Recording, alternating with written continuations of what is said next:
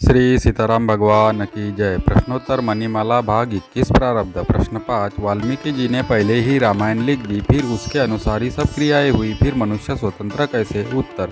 भगवान की बात न्यारी है, क्योंकि वे कर्मों के अधीन नहीं है। उनकी लीला में सहायक अन्य पात्र जैसे मंथरा, कैकेयी आदि भी विलक्षण होते हैं, साधारण नहीं। रामायण में भी खास खास बातें ही लिखी गई थी। भगवान राम तथा अन्य पात्रों के द्वारा प्रतिदिन अनेक क्रियाएं होती थी, पर वे सब क्रियाएं रामायण में कहाँ लिखी है? प्रश्न 6। मनुष्य को जितनी आवश्यकता है उतनी ही वस्तु मिलती है या अधिक भी मिल सकती है? उत्तर। सदा आवश्यकता से अधिक ही वस्तु मिला करती है। मानव जीवन का समय इतना अधिक मिला है कि मनुष्य कई बार अपना कल्याण कर ले। वीर्य में लाखों शुक्राणु रहते हैं, पर जीव एक ही शुक्राणु से बनता है।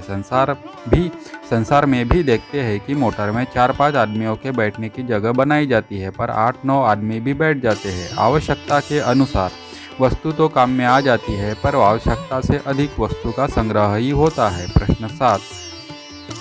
शास्त्र में आया है कि पिता के किए कर्म का फल पुत्र पौत्रों को भी भोगना पड़ता है। ऐसा भी देखा जाता है कि पिता को कोई रोग हो तो वह पुत्र पौत्रों को भी हो जाता है। ऐसा क्यों? उत्तर।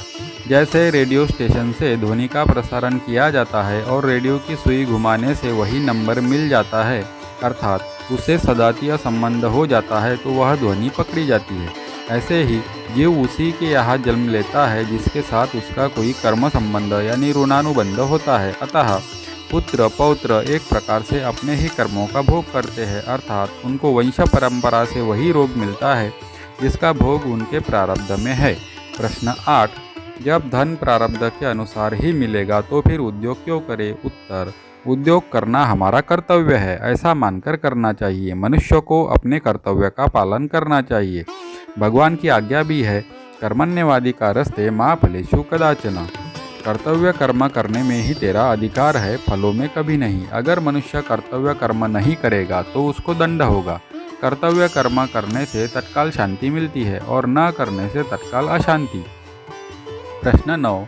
धन तो प्रारब्ध के अनुसार मिलेगा, पर उसको खर्च करना नया कर्म है या प्रारब्ध? उत्तर। धन को खर्च करना, कंजूस होना अथवा उदार होना नया कर्म है, प्रारब्ध नहीं।